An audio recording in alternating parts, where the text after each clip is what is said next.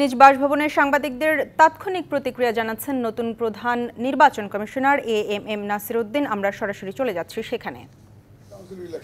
ওখানে ভোটার তো আরেক রকমের, তাই না? এমপি ইলেকশন ভোটার আরেক ধরনের, তো নানা ধরনের ভোটার লিস্ট করা লাগে। সুতরাং এই একটা জিনিস আমাদেরকে সারতে হবে, কারণ এর মধ্যে 18 বছর হয়ে গেছে, এরকম তো বহু লোক হয়ে গেছে যারা ভোটার হয়েছিল, তাদেরকে তো আনতে হবে। তারা এত স্যাক্রিফাইস করলো, ইয়াঙ্গার জেনারেশন আমাদের জেনজি এত স্যাক্রিফাইস করলো, তাদেরকে তো ভোটার লিস্টে আনতে হবে। এটা একটা বড় কাজ, খুব গুরুত্ব দিয়ে করতে হবে বলে আমার কাছে মনে হচ্ছে, যাতে এমন না হয় যে মায়ের নামের জায়গায় স্ত্রীর নাম হয়ে গেছে, স্ত্রীর নামের জায়গায় মায়ের নাম হয়ে গেছে, বাপের নামের জায়গায় ছেলের নাম হয়ে গেছে, বাপের বয়সের চাইতে ছেলের বয়স 10 গুণ বেশি, এরকম অনেকগুলো হয়েছে। এরকম যাতে না হয়, কারণ একটা নির্ভুল আনবায়াস কেন বললাম, আমি তো পত্রপত্রিকায় আপনাদের রিপোর্টে দেখি যে ভুয়া ভোটার, ফেক ভোটার্স হয়।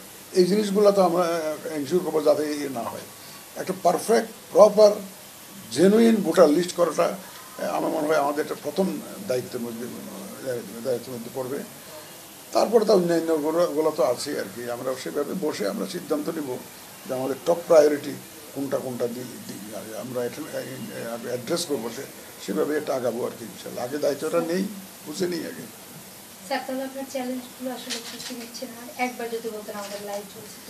না, চ্যালেঞ্জগুলো কি বলেন, চ্যালেঞ্জ তো এখনো আমি তো এখন যে আপনারা যে চ্যালেঞ্জগুলো আপনারা দেখেন, আমি সেগুলাই দেখি আর কি, পত্রপত্রিকার মাধ্যমে, আপনাদের রিপোর্টের মাধ্যমে দেখি। যেহেতু আমি ইলেকশন কমিশনে কোনো কাজ করি নাই, বাট আমাদের পরিচিত লোকজন ইলেকশন করেছে, এগুলো তো দেখেছি। তো যদি এক কথায় বলতে চান, সবচেয়ে বড় চ্যালেঞ্জ হচ্ছে ভোটারকে নির্বিঘ্নে তার পছন্দের প্রার্থীকে ভোটদান করার যে একটা ব্যবস্থা করা, এটাই সবচেয়ে বড় চ্যালেঞ্জ। সেটা আমরা করতে চাই, একটা free, fair and credible election. সেটার জন্য যা যা করা দরকার আমি সর্বোচ্চ শক্তি দিয়ে চেষ্টা করব, এবং সবার সংশ্লিষ্ট সবার সহযোগিতা নিয়ে আমি ইনশাল্লাহ কামিয়াব হব, সেই কনফিডেন্স আমার আছে। অতীতে যে নির্বাচনগুলো হয়েছে সেই নির্বাচনগুলো প্রশ্নবিদ্ধ, এবং সিএসি যারা ছিলেন তাদেরও নানা কর্মকাণ্ডে প্রশ্নবিদ্ধ, মানুষ তার ভোটাধিকার প্রয়োগ করতে পারেনি। এই বিষয় নিয়ে আপনার কি পরিকল্পনা আছে? ওটা তো সুবিধা হয়েছে, ওনারা যখন যে ইলেকশন কমিশন রেখে গেছেন, আমরা তো দেখেছি আমাদের একটা লেসন হইলো তো ওনারা কি ভুলগুলা করেছেন, কি কাজগুলা অপছন্দ নিয়ে কাজ করেছেন, তাদের কি কাজগুলো মানুষ অপছন্দ করছে, তাদের সম্পর্কে মানুষ কি মন্তব্য করছে, এগুলো তো আমাদের জন্য বিরাট একটা শিক্ষা। আমার তো রেডিমেড শিক্ষা পাচ্ছি। তো ধরুন তাদের ভুল ত্রুটি, তাদের যে ল্যাপসেস, এগুলোর থেকে আমরা শিক্ষা নিয়ে তাহলে আমরা সেভাবে আগাবো, যাতে ওই জিনিসগুলো যাতে আমরা না করি, ওই ভুল যাতে আমরা না করি, ওই রকম যাতে অপবাদ আমাদের ঘাড়ে না আসে, সেভাবেই আমরা ব্যবস্থা করবো ইনশাল্লাহ। নগদের সর্বোচ্চ বার 167 টাকা রিচার্জে পাবেন 1 লাখ টাকা পুরস্কার। আরো আছে প্রতি সপ্তাহে পুরস্কার ও ক্যাশব্যাক। গত 3টা নির্বাচন নিয়ে আপনার মূল্যায়ন? আমার মূল্যায়ন তো আপনাদের মূল্যায়নের উপর ভিত্তি করে।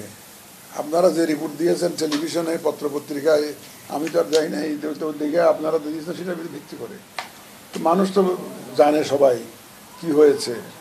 ৭০টা জানেন, 153টা আনকনটেস্টেড হয়ে গেছে। 18টা দেখেন যে সবাই বলেন যে আপনারাই তো বলেন যে রাতে ভোট হয়ে গেছে, তাই না? 24টা কি আপনারাই বলেন কি দামি নির্বাচন, আমি নির্বাচন, এই ধরনের নিত্য নতুন টার্ম বাংলাদেশে আবিষ্কার হয়েছে কিন্তু ভোটকে কেন্দ্র করে। তো এই জিনিস I don't want to make the election system a farce. এটাকে একটা প্রহসন তৈরি করা, এটা আমি ইলেকশন মিনস ইলেকশন প্রপার। সভ্য দেশে যে ইলেকশন হয়, আমি ইনশাল্লাহ সেটাই থাকবে আমার টার্গেট। আমি যখন টেলিভিশনে দেখি মানুষ নিশ্চিন্তে ভোটের সেন্টারে যাচ্ছে, ইচ্ছা মতো ভোটটা দিচ্ছে, আমাদের এই দেশেই তো দিয়েছে। আপনি 91 ইলেকশনটা দেখেন, জাস্টিস শাহাবুদ্দিন আমাদের, আপনি 2001-এর ইলেকশন লতিফুর রহমান ইলেকশনটা দেখেন, তাই না?